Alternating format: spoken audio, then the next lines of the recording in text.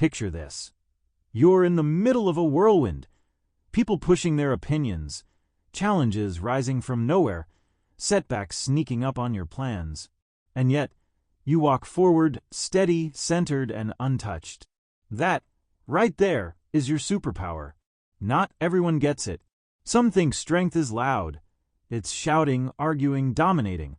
But true strength, it's quiet. It's steady. It's the kind of presence that doesn't shake when the ground does. It's like standing in the eye of a storm with a smile, knowing you've got nothing to prove and everything to gain.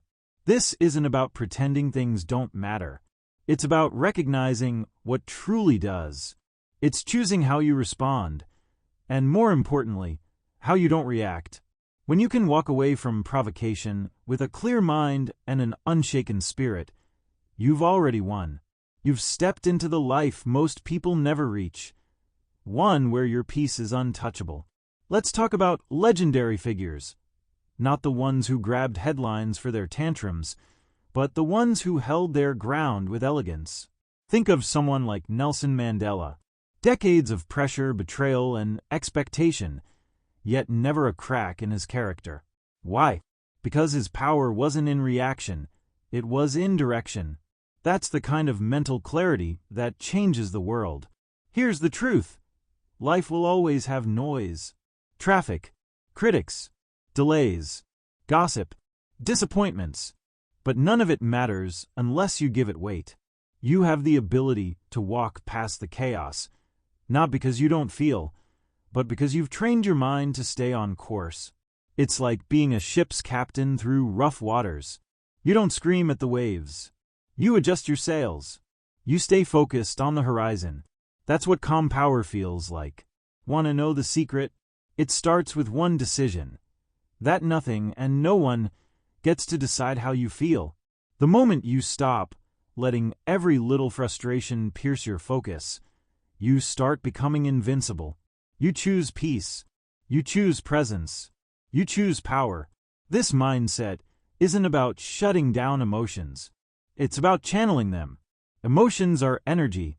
You can let that energy burn out in pointless arguments, or you can fuel it into clarity, momentum, vision.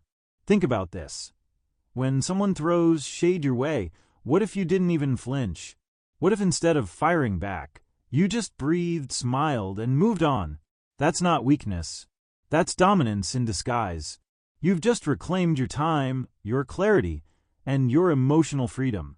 Some might call it detachment, but really it's connection to your higher self, your mission, your values.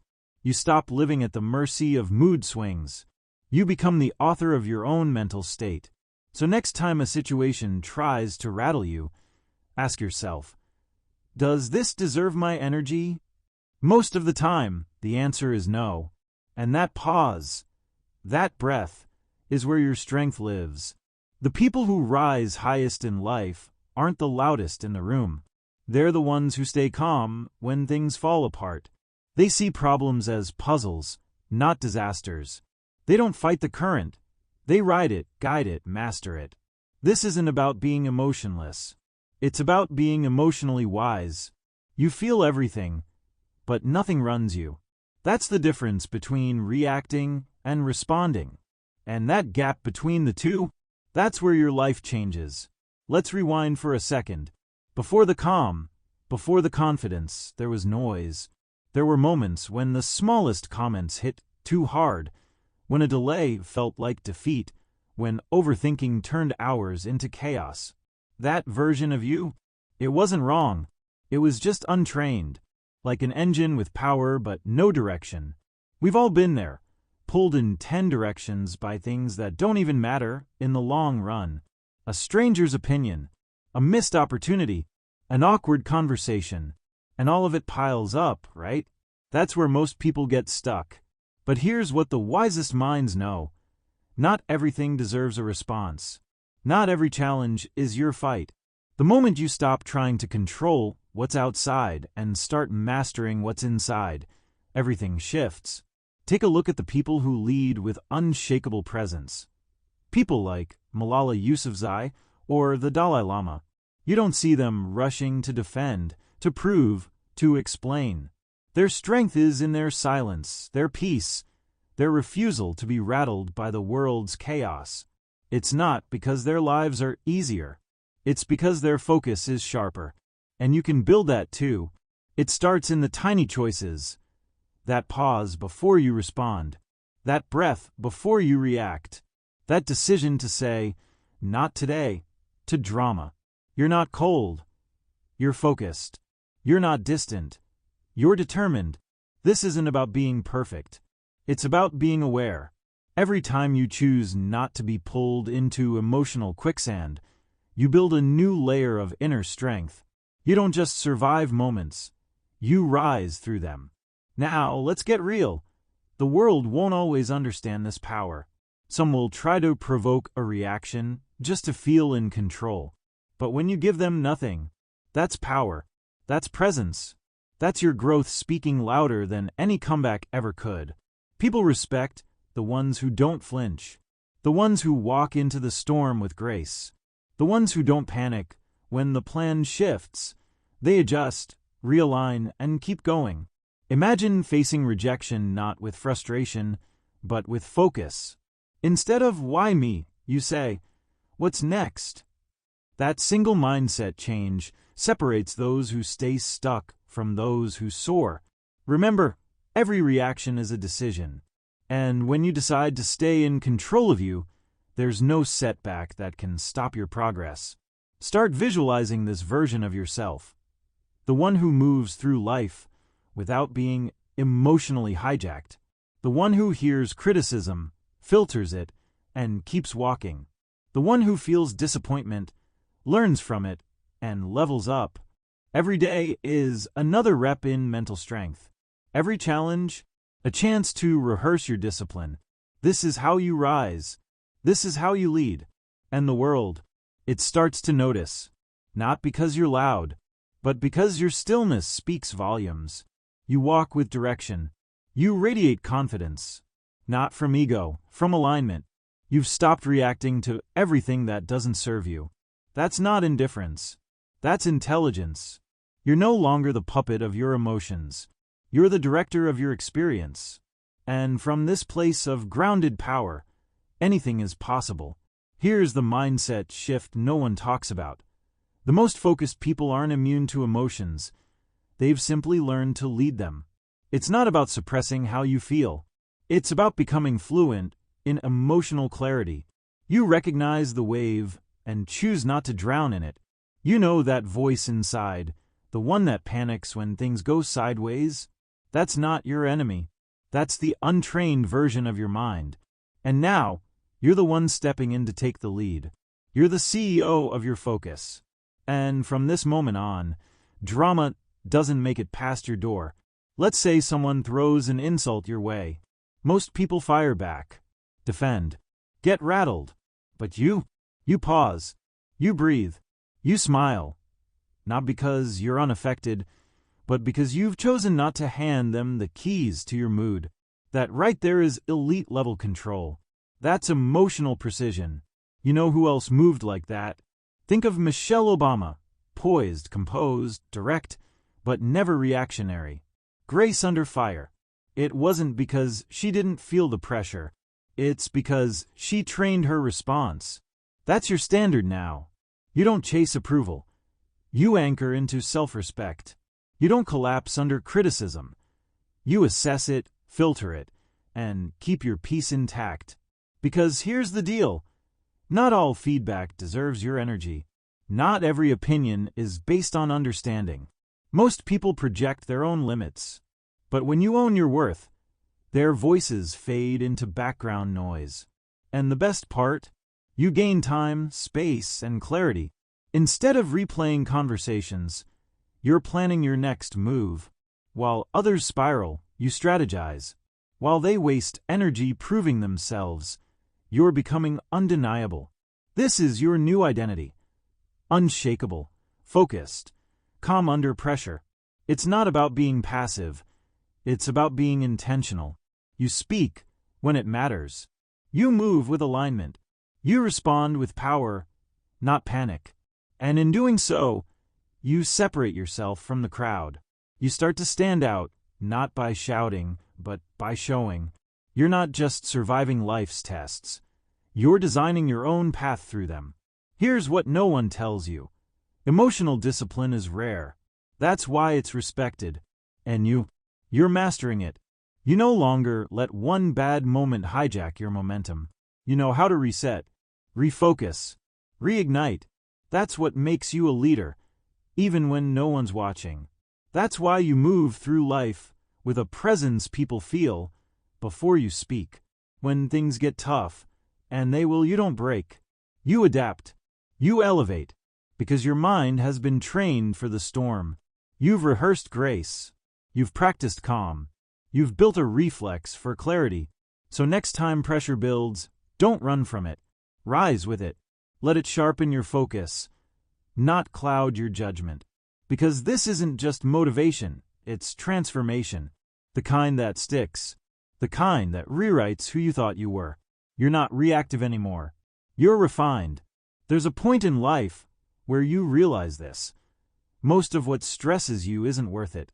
The missed call, the late reply, the traffic jam, the moment didn't go your way, and suddenly your whole mood shifts. But here's the truth that changes everything.